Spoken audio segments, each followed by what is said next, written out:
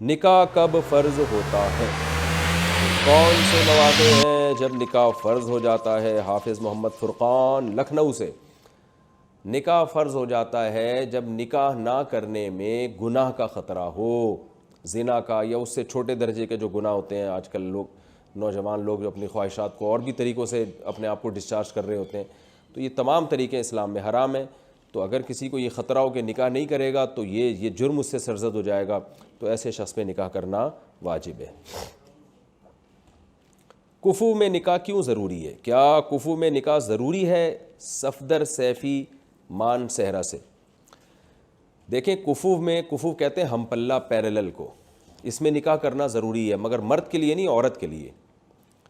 یعنی مرد کے لیے تو یہ جائز ہے کہ اپنے سے کمتر سے بھی نکاح کر سکتا ہے، اپنے سے اعلیٰ سے بھی، لیکن عورت کے لیے اس میں اصل حکم یہی ہے کہ عورت جس مرد سے نکاح کرے گی وہ مرد اس کے ہم پلہ ہو یا اس سے اوپر کا ہو، اس سے کمتر نہ ہو، کیونکہ عورت شوہر کے ماتحت ہوتی ہے۔ تو اگر یعنی جو ہے نا میاں بیوی میں، اسلام میں بیوی شوہر کے ماتحت ہوتی ہے، غلام نہیں ہوتی لیکن ماتحت ہوتی ہے۔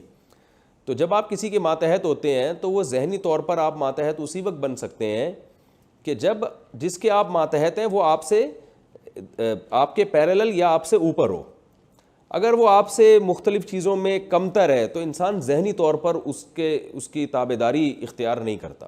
میں ایک سادہ سی مثال دیتا ہوں۔ ایک بہت پڑھی لکھی لڑکی ہے، پی ایچ ڈی کیا ہوا ہے اس نے۔ اب آپ نے اس کی شادی کر دی 8ویں کلاس میں بھاگے ہوئے لڑکے سے، جو 8ویں میں کھڑکی سے پھلانگ کے بھاگ گیا تھا، اور اس کے بعد ساری زندگی اس کی کنچے اور بنٹے کھیلنے میں لگی ہے۔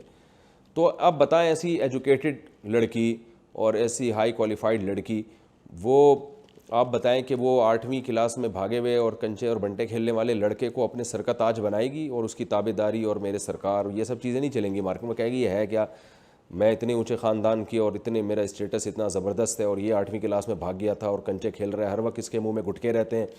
تو وہ ذہنی طور پر قبول نہیں کرے گی اور یہ شادی ناکام ہوگی۔ تو اسلام نے اس لیے بہت اہمیت کے ساتھ حکم دیا ہے کہ عورت کا نکاح جب کسی مرد سے کیا جائے تو مرد اس کے ہم پلہ ہو، پیرلل ہو یا اس سے اونچا ہو۔ اونچا ہو تو اور زیادہ اچھا ہے، ورنہ کم از کم اس کے جوڑ کا، اس کے برابر کا ہو۔ اور اس میں عرف کو دیکھا جائے گا کہ عرف کے لحاظ سے کون سی چیزیں ایسی ہیں جو ہم پلہ ہونے کا ایک کرائٹیریا جس کو قرار دیا جا سکتا ہے۔ اس میں شریعت نے کوئی لگی بندی چیزیں بیان نہیں کی ہیں، فقہا نے عرف ہی کو سامنے رکھ کر چند چیزوں کو بیان کیا، 6 چیزیں۔ ان میں سب سے پہلے اسلام ہے، دینداری ہے، دوسرے نمبر پہ اسلام کا مطلب مذہب ہونا چاہیے، اور پھر دینداری ہے، پھر تیسرے نمبر پہ خاندان دیکھا جائے گا، نسب بھی دیکھا جائے گا، پھر پیشہ دیکھا جائے گا کہ لڑکی کا جو پیشہ ہے وہ مثال کے طور پر کوئی بہت بڑا، اس کے والد صاحب فوج کے آفیسر ہیں یا بہت بڑے ڈاکٹر ہیں، اور لڑکا جو ہے وہ ایسا نہیں ہے، وہ بیچارہ ایک ایسا کام کر رہا ہے جو اس کے لیول کا نہیں ہے، معاشرے میں اس کے نسبت کم سمجھا جاتا ہے۔ تو یہ چند چیزیں ہیں جن میں پھر لڑکی بہت ذہین ہے، مثال کے طور پر لڑکا بالکل ہی مکھنچو ٹائپ کا کوئی آدمی ہے، تو یہ بھی جوڑ کا رشتہ نہیں ہے۔ لڑکی عالمہ ہے، تقوی پرہیزگاری میں مشہور ہے، یا بہت زیادہ نیک ہے، اور لڑکا ایسے ہی لونڈا لپاڑے جیسے آج کل گھوم رہے ہوتے ہیں، اور گالی گلوچ والے اور گھنٹیاں بجا بجا کے بھاگنے والے اس ٹائپ کے ہیں، تو یہ پھر جوڑ کے نہیں ہوتے۔ تو اس میں عرف کو دیکھا جائے گا۔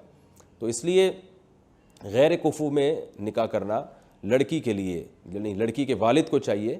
اچھا، لڑکی کا کفو لڑکی سے نہیں ہوتا، لڑکی کے باپ کو دیکھا جاتا ہے، اس کے خاندان کو دیکھا جاتا ہے۔